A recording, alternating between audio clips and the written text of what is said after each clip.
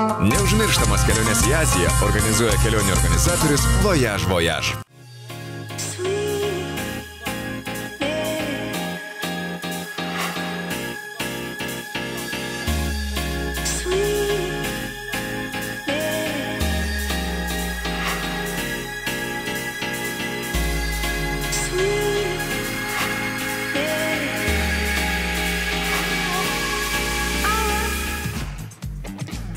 Sveiki, čia Virtuvės mitų griovėjų TV. Šiandien norėčiau pakalbėti apie dešrutes į gamtą. Ką tokio skanaus, lengvo ir paprasto galima nusinešti tiesiog ant žolės ir skanauti ir kas nepraras savo formos ir išvaizdos. Tai jums pagaminsiu makaronų salotos su džiovintų pomidorų ir bazilikų padažu. Tai pradėkime nuo padažo. Džiovintus pomidorus dedame į virtuvinį smulkintuvą. Aš naudosiu ir tą patį aliejų, kuriame ir buvo marinuoti mūsų džiovinti pomidorai. Šviežių baziliko lapelių dedame taip pat. Ir kad saldesnis truputį padažas būtų, įpilam cukraus sirupo. Šiek tiek pipirų ir druskos. Ir viską malame.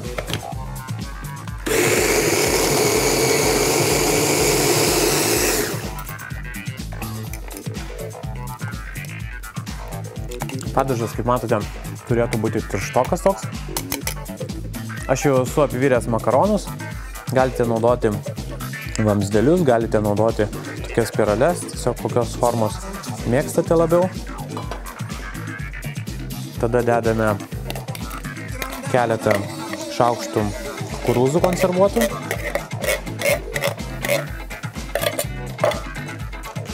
Mūsų padažą. Ir viską gerai išmaišome. Taip, toliau sudėdamoji dalis yra virti brokoliai.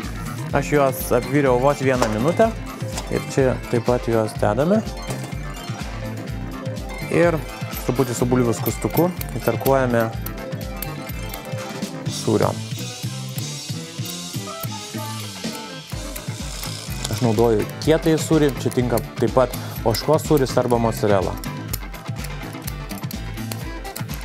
Dar kartą išmaišome.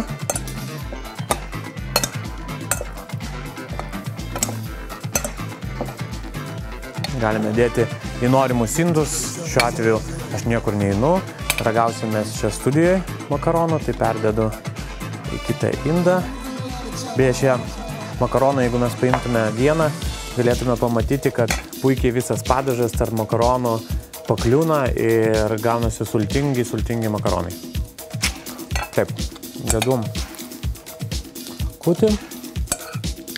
Tai visiems vegetaram arba tiesiog nelabai mėgstantiem mėsą šios salotos puikiai turėtų patikti. Tai visiems skanaus ir gerų iškilų gamtoje. Skanaus.